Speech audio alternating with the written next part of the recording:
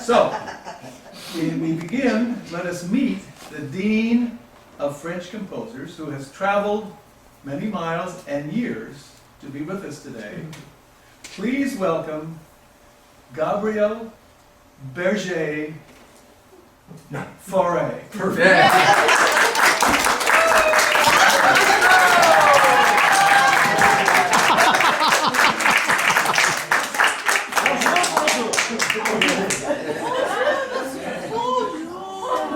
Bonjour, Madame et gentillement, chers amis. Bonjour. C'est une grande honneur d'être parmi vous aujourd'hui. It's a great honor for me to be with you today on the occasion of the 125th anniversary of the composition of my Requiem at Mass. I hope you will pardon my poor English and forgive the use of these notes and the spectacles which old age has pressed on me. I am amazed Oh, how cool! at the wonders of your century and the beauties of America and California. I have never been fortunate enough to visit this beautiful land, but I have the ties to America and to the American classical music. And I will speak of these later in my comments. Merci, monsieur. As beautiful as America is, and as many wonders with which you are blessed in the 21st century, I hope I can convey to you today the excitement of my time and my place.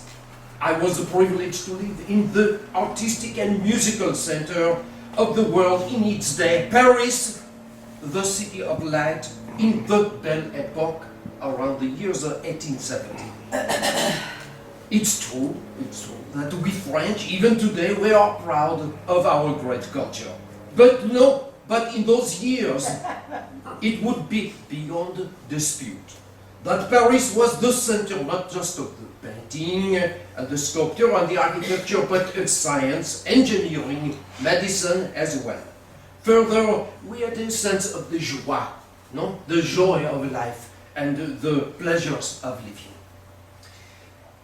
In painting, we had the Cezanne and the Impressionists, which in your age is so popular with the little old ladies, but in my time this was radical, radical new art.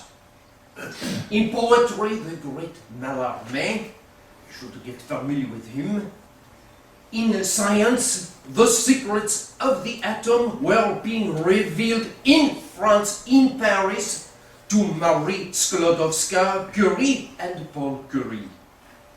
In engineering, the great Gustave Eiffel was completing the famous tower for the great world-famous, world-shattering exposition in Paris, and it was being constructed, as you see in the photograph, at the exact same year that the Requiem was being written.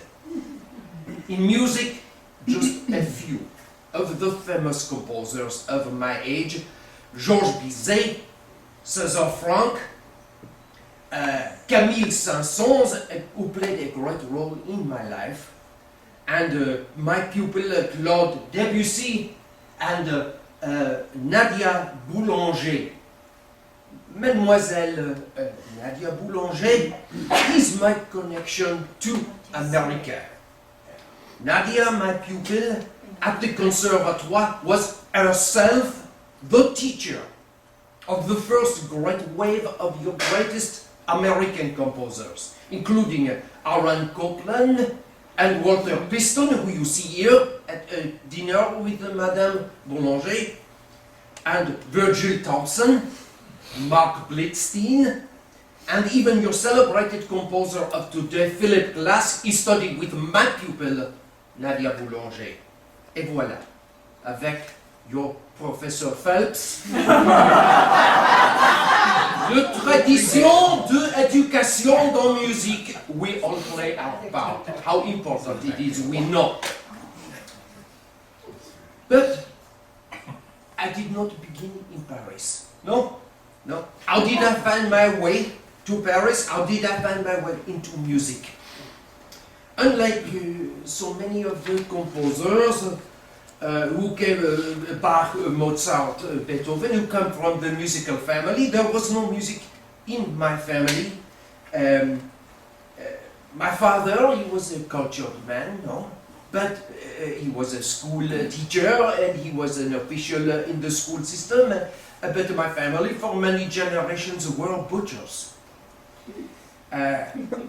We had, you see, my family, we had six. I had 6 brothers and sisters. I was the youngest, I was the baby, no, in the family.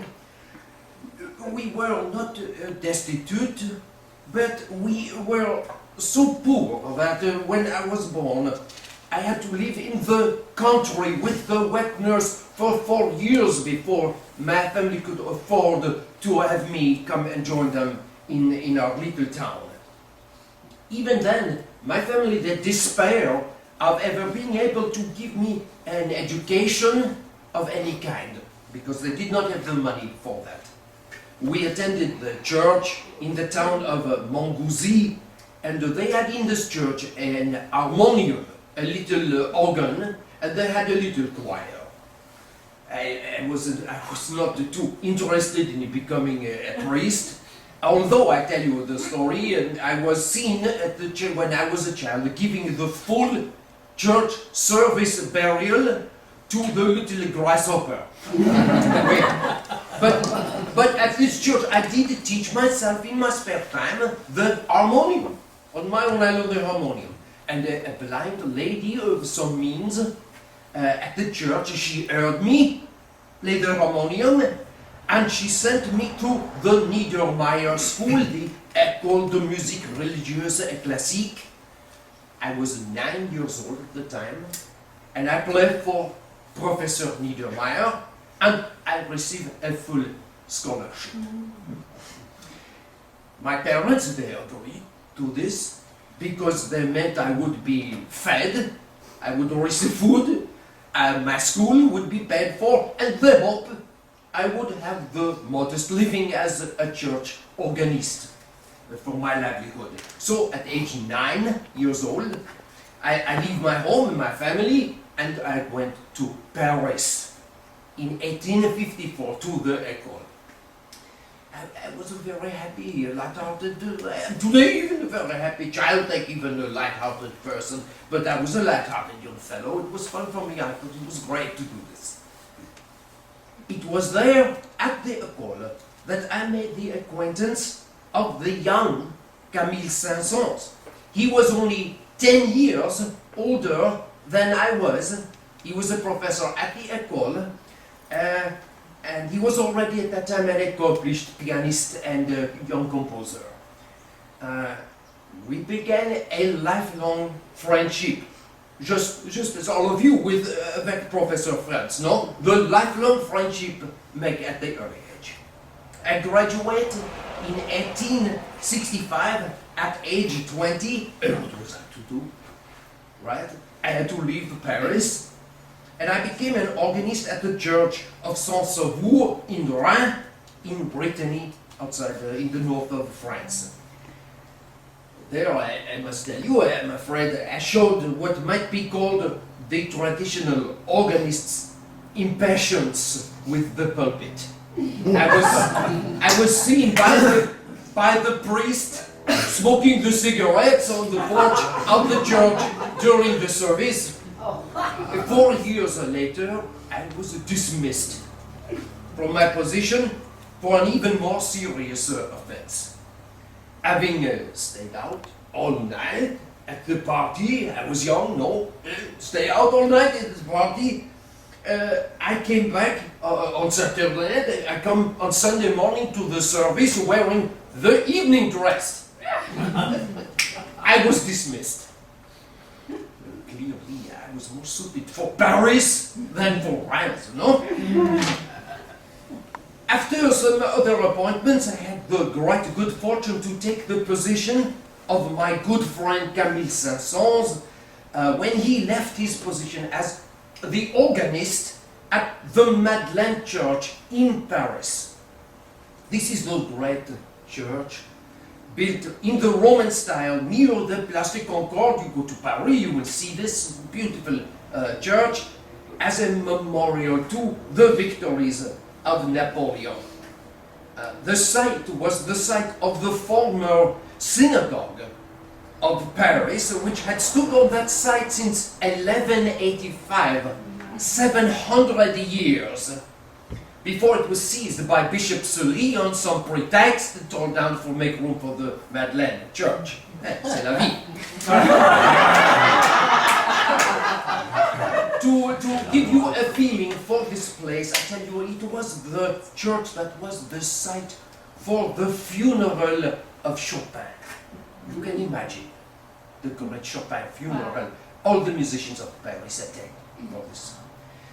The church has a celebrated pipe organ built by Aristide Cavaillé-Coll in 1845, and it was there at this organ that I served until 1905 as the organist. Here is a photograph of the organ loft at the Madeleine today.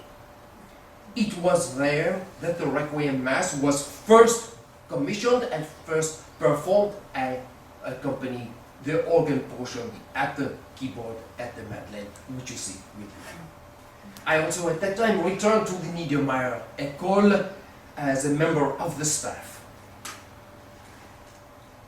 I took the opportunity at this time to become a part of the artistic scene of Paris with the celebrated salon, cabaret, the restaurants like Maxime's.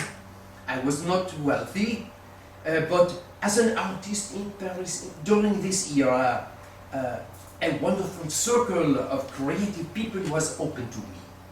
Indeed, the Belle Époque, as it is now called, after the First World War, it got this name, owed much to its influence, to the influence of music at this time. Life was, as I said at this time, lived in public. For the first time in history, with a mixing of many classes of people in the café-concert halls, the restaurants such as the Berger, that's a good name? Yeah. And others. National, also French music at this time, both popular and classical, began to take on the national characteristics of beauty, gaiety, clarity, delicacy. You see the Maximes and the Moulin Rouge and the Jacques Offenbach, who wrote the music, you know, the can-can. He wrote Orpheus in the Underworld. And here you see the dancers from the Folie Berger in their underpants. I wished to marry at this time, and I was connected with several avant-garde and artistic women. But while I did wish for a marriage connected to the artistic life, I wanted also a wife who would make for me a warm and a wonderful home, rather than to be the bohemian, no? I was fortunate to find a wonderful woman who brought both elements to me. And in 1833 I married Marie Fermier, the daughter of a celebrated sculptor, but in her perhaps also the homemaking kind of wife. The relations were of the typical French type, reverent rather than tender. No? We had a model French family. My son Emmanuel inherited his grandfather's sculptural talent, and my second son Philippe, he became a biologist. No, and I'm proud to say also he became my biographer and the biographer of his grandfather, the famous sculptor, among his other famous writings. We lived in the Boulevard Marchais that became home to many famous artists and writers. By this time, my chansons were being widely performed, and I was gaining fame despite being rebuffed, it must be said, from my attempt to become a professor at the Paris Conservatoire. And as I was never a Rome Prize winner, or I did not attend the Paris Conservatoire, so they can rebuff me from this job. Saint-Saëns, Lalo, César Franck, along with me and others, formed the Société Nationale de Musique Française to help promote the fame of the French composers and to show that we had something to say in music outside of the opera, in which we were already excelled. The concerts that we promoted featured almost exclusively the French music, and we did much to promote. César Franck, who was not that well known at the time, but he was one of our senior members. At this time also, this was the time that the Requiem was composed. My adored father, who passed away in 1885, I was offered the opportunity to write the Requiem, and after a year's work on it, my dear mother also in that year she passed away. I have to tell you, I received almost nothing for the commission for the Requiem. I tell you the price, it would be a fun set. I told you how little I was paying for this. My financial position, it was difficult. I had to travel to the suburbs of Paris several days a week to give private lessons, and the cost of my mother's health cure during her final days was a very, very heavy burden for me.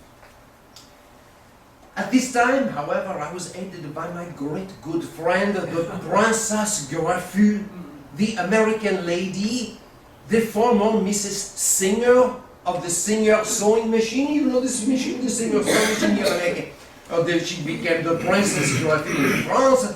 Another American connection, with me. And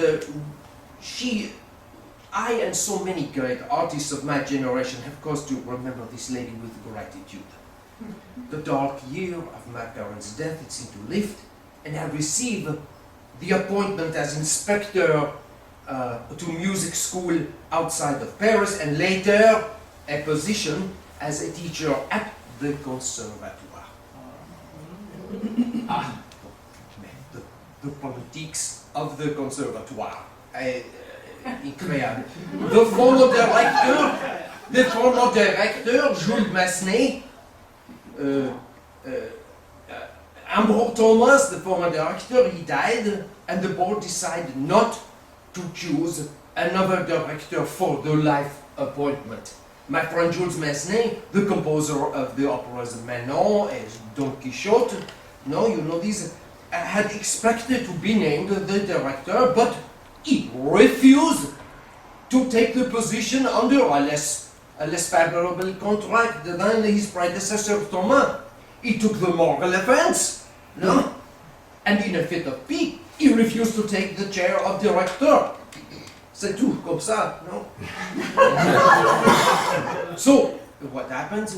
Dubois he becomes the director, et voila, I am appointed to Massenet's chair of composition at the conservatoire. Now, it's true, we can say this now, it's true, I did little actual teaching. I arrive late, I leave early. To me, that's the kind of... It was important, mostly important, my influence was chiefly by inspiration, through my music. It was in this capacity that I had the influence over a turn in French music and theater and opera realm to the chamber and concert realm. My students, Ravel, Boulanger, Dukas, the sorcerer apprentice, Boom Boom Boom, the Disney, and Honegger, they had great influence in the music of France. Eventually, Dubois, he used the directorship, and I, who was educated at the École Niedermeyer, not the Conservatoire, not a member of the Institute, was a surprise appointment to the directorship. This was really a move for reform, because the saying at the time was that the Conservatoire taught musicians their craft, but not their art. I was to make the Conservatoire more of a university education rather than the École du Commerce, the trade school. No. Within 4 years as the director, I was honored to be elected to the Beaux-Arts Institute de France, a great honor which I've been seeking for 20 years. The Requiem, it was conceived in a French spirit of tenderness, of pardon, of hope. This is typically French religious spirit and a personal one for me, I might add, as opposed to the great Italian and the Germanic Requiem masses, even the great French Requiem of Hector Berlioz. I choose to turn from the implacable doctrine of eternal punishment, no, to try to express the beauty of God with the beauty of music. In fact, tensions between France and Germany rose at this time. These tensions, they extend into differing ideas about the aims and the character of our national music. While I admire Beethoven and the divine Mozart, and of course I admire Wagner as well, there was a growing distance between the French and the German music. I tell you the story. Monsieur Gustav Mahler, he came to visit Paris to conduct some of his music, the Second Symphony, which he recently composed, and several other composers, and I had the chance to have dinner with him, my very good friend, the Comtesse Gabriel, the colonist singer, you know this name, my American friend, she gives this dinner party for him. And after dinner, we walked to the Trocadero, near the Eiffel Tower, for the concert. However, it did not go well. After the first movement, Debussy and Degas, they walk out. They felt it was too Schubertian, too Viennese for them, too foreign for them. The terrible years of the First World War, I was forced to spend beyond my beloved Paris with a cousin in Po in the Western Pyrenees Mountains. The warmer climate also aided my bronchial condition that I had since the war. These have been years of honors and activity for me, but also, you know, the ills of the older age. Alas, as I close my remarks to you, my gentle friends, I would like to take your questions, but in addition to my limited English, I also cannot hear you. I have lost my hearing. Like the great Beethoven, I have continued to compose, but sadly I was asked to resign my directorship of the conservatoire as a consequence of my deafness. C'est la vie, no? No. An unprecedented national honor, musical tribute, was held for me in Paris in 1922, headed by no less than the President of the Republic himself. Your own brilliant composer, Aaron Copland, wrote an essay at the time, Gabriel Faure, the neglected master. But today, and in the warmth and the honor of the honor you do me, I do not feel neglected, no! It then only remains for me to thank you for your kind attention to my little remarks on my life, and to thank you from the bottom of my heart for your interest in my music after so many years, and for the great honor that you do me today. Adieu, mes collègues musiciens, et merci beaucoup. Je vous remercie de près. Thank you so very much, ladies.